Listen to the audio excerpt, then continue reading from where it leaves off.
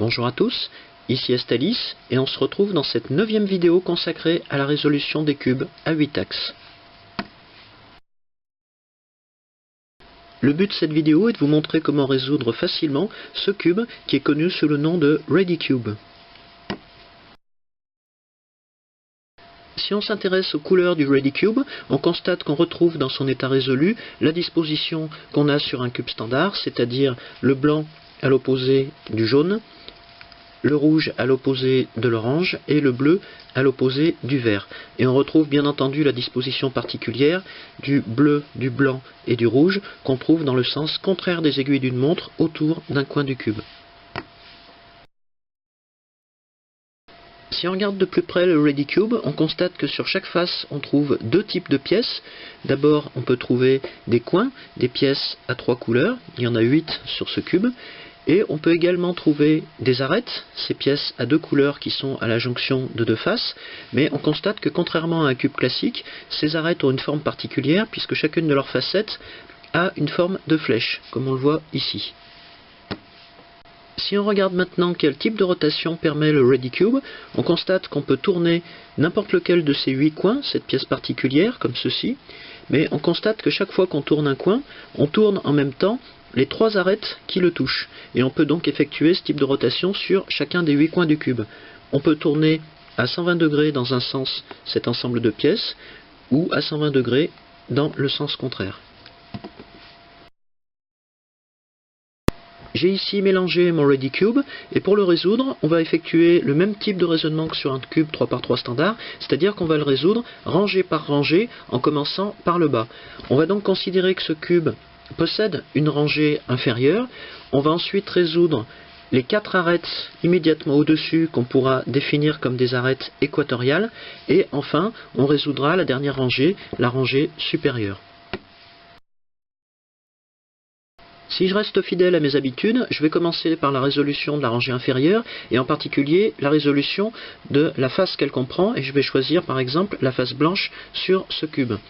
Sur cette face blanche, je sais qu'une fois qu'elle sera résolue, on aura en particulier 4 coins qui présenteront une facette blanche, comme celui-ci. Sachant que les coins ne changent pas de place sur le ReadyCube, ils tournent simplement sur eux-mêmes, je dois d'abord repérer quels sont les 4 coins qui comportent une facette blanche. Et ici, visiblement, je vois que j'ai celui-ci, celui-là, et ces 2 autres coins. Je vois que j'ai ici 2 coins qui présentent cette facette blanche sur la face avant du cube. Il ne me reste donc plus qu'à orienter les 2 autres coins, comme ceci, pour résoudre les 4 coins de la face inférieure du cube, ce qui va devenir ma face inférieure blanche. On remarque au passage que compte tenu de l'architecture du ReadyCube, on a déjà la continuité de couleurs sur les 4 faces latérales au niveau des 4 coins inférieurs du cube. On va pouvoir donc passer maintenant à la résolution des autres pièces de cette rangée inférieure, c'est-à-dire les 4 arêtes inférieures. Pour ça, on va chercher des arêtes qui comportent déjà une facette blanche, et on va les chercher en particulier parmi ces 4 arêtes qui sont ce que j'ai appelé tout à l'heure les arêtes équatoriales du cube. Ici, je constate que j'ai une arête blanche et rouge, et je constate que ma face rouge sera celle-ci, puisque l'orientation des coins inférieurs me l'indique. Cela revient à dire que la place définitive de cette arête blanche et rouge est ici. Et je vais vous montrer comment l'amener à sa place sans modifier l'orientation des 2 coins. Pour ça, on va utiliser un algorithme très simple qui va consister à faire 2 rotations vers le bas et 2 rotations vers le haut. L'arête que je cherche est ici, du côté droit, donc je vais commencer du côté droit en tenant le cube comme ceci. Je tourne vers le bas, comme ceci, pour amener l'arête à sa place. Vers le bas, cette fois-ci du côté gauche, puis vers le haut du côté droit, et vers le haut du côté gauche. De cette manière, je vois que j'ai bien mis en place cette arête blanche et rouge sans modifier l'orientation de ces 2 coins inférieurs. Je constate que j'ai ici une autre arête équatoriale qui convient puisqu'elle est blanche et bleue. Alors je vais chercher où se trouve la face bleue, et la face bleue est ici, puisque ces 2 coins me l'indiquent. Je vais donc dans un premier temps devoir approcher cette arête de la face. Alors je peux utiliser ce type de rotation, puisqu'elle n'intervient pas dans les pièces de la rangée inférieure. Et je me trouve dans la situation où cette fois-ci, l'arête que je cherche est à gauche du cube, et je veux l'amener à cet emplacement. Je vais effectuer le même type de rotation, mais cette fois-ci je vais commencer du côté gauche.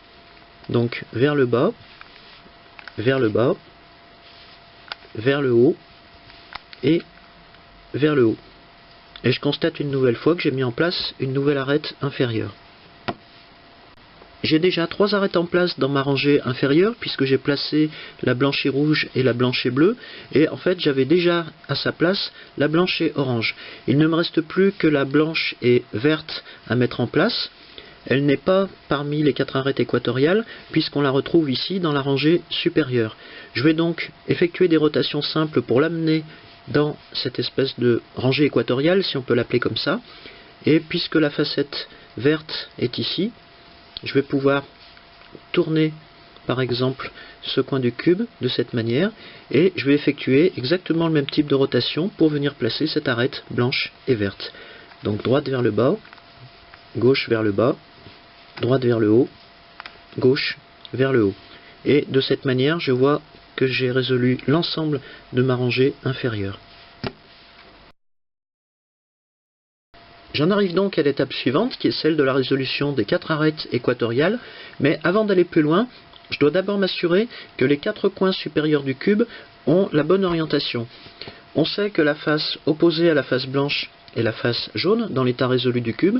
Je constate que j'ai ici 2 coins qui montrent cette facette jaune sur la face supérieure.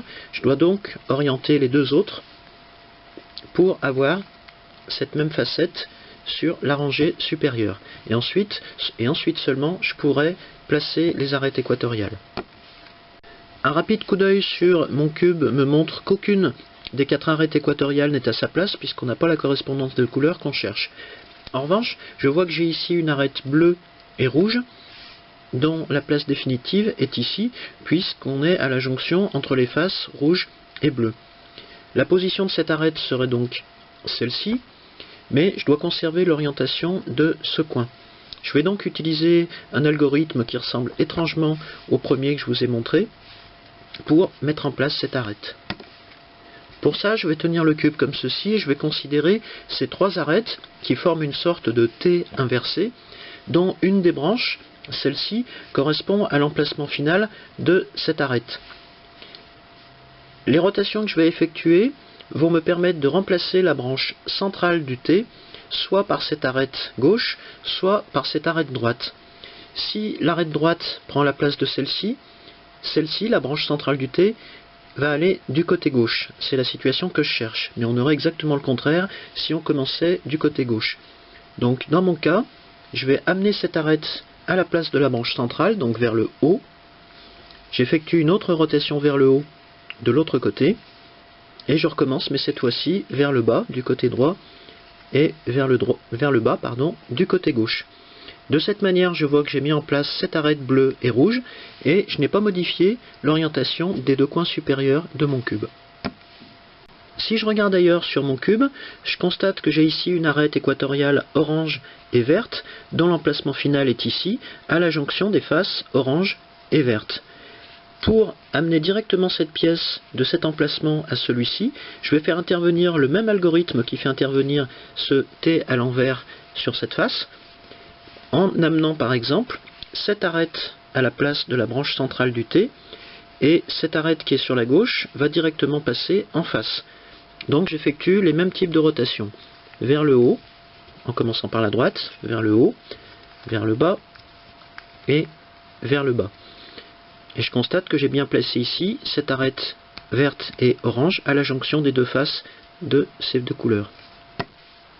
Si je continue à tourner mon cube, je constate que l'arête équatoriale qui doit venir prendre place ici doit avoir les couleurs orange et bleu, puisque j'ai ici les 2 faces qui correspondent à ces couleurs. L'arête que je cherche est cette fois-ci dans la rangée supérieure, et comment lui faire rejoindre facilement cet emplacement? Je constate que cet emplacement, je peux d'une certaine manière le remonter dans la rangée inférieure en tournant le coin comme ceci, et si j'effectue cette rotation, je m'aperçois que l'emplacement qui se trouve maintenant ici est juste à côté de l'arête que je cherche. Je peux donc amener cette arête bleue et orange à cet emplacement et je peux la redescendre du côté droit, où elle se trouve maintenant à sa place. Et pour terminer, il ne me reste plus qu'à réorienter ce coin pour que sa facette jaune soit sur la face supérieure du cube. Et de cette manière, je vois que j'ai placé une arête supplémentaire parmi les arêtes équatoriales du cube. Il ne me reste plus qu'à placer la dernière arête équatoriale qui doit avoir les couleurs rouge et verte. Et ici j'ai le même cas de figure avec l'arête que je cherche dans la rangée supérieure, mais c'est le cas symétrique. Donc l'emplacement sur lequel je veux faire arriver cette arête est celui-ci. Je vais le remonter dans la rangée supérieure comme ceci. Je vais venir y placer l'arête rouge et verte que je vais pouvoir ensuite redescendre du côté gauche et finalement orienter le coin droit pour remettre sa facette jaune sur le sommet du cube. Dans mon exemple, je vois que j'ai eu de la chance puisqu'en plus de résoudre la rangée équatoriale, ces 4 arêtes équatoriales, j'ai également résolu la rangée supérieure du cube où on retrouve l'ensemble des facettes jaunes sur le sommet du cube. Mais on verra que ce n'est pas toujours le cas. Dans cet exemple, je vois que le cube est résolu à l'exception de ces 3 arêtes supérieures que je dois permuter. Et là aussi, je vais faire appel à l'algorithme du T qu'on a vu plusieurs fois au cours de cette résolution. Il me reste simplement à voir quelle place définitive doivent avoir ces 3 arêtes. Et je constate par exemple que cette arête jaune et verte doit venir se placer dans la branche centrale du T si je considère que ce T est constitué de ces 3 arêtes. Donc je vais l'amener exactement comme on a vu en début de résolution à sa place en effectuant une rotation vers le bas du côté gauche que je répète à droite et ensuite j'effectue des rotations vers le haut d'abord du côté gauche et ensuite du côté droit. Et de cette manière, on voit que les 3 arêtes ont rejoint leur place définitive avec l'orientation correcte. Parfois, on pourra aussi rencontrer le cas où aucune des 4 arêtes supérieures n'est à sa place. Dans ce cas-là, on va faire intervenir une première fois l'algorithme du T qu'on vient de voir pour placer une des 3 arêtes. Et ensuite, on l'utilisera à nouveau pour permuter les 3 dernières. Dans cet exemple, je peux à nouveau utiliser l'arête verte et jaune que je vais placer ici, dans la branche centrale du T si je considère que le T est constitué par ces 3 arêtes. Donc vers le bas, vers le bas, vers le haut, vers le haut. J'ai placé cette arête jaune et verte. Il ne me reste plus qu'à permuter les 3 dernières. Et je vois par exemple, si je considère ce T, que je peux amener l'arête bleue et jaune dans la branche centrale du T en effectuant cette rotation vers le bas que je répète du côté gauche, puis il ne me reste plus qu'à effectuer la rotation vers le haut du côté droit puis du côté gauche. Et là aussi on voit que j'ai pu résoudre le Ready Cube. Maintenant que vous savez résoudre le Ready Cube, je vous donne rendez-vous dans une prochaine vidéo pour la résolution d'un autre type de cube à 8 axes. À bientôt!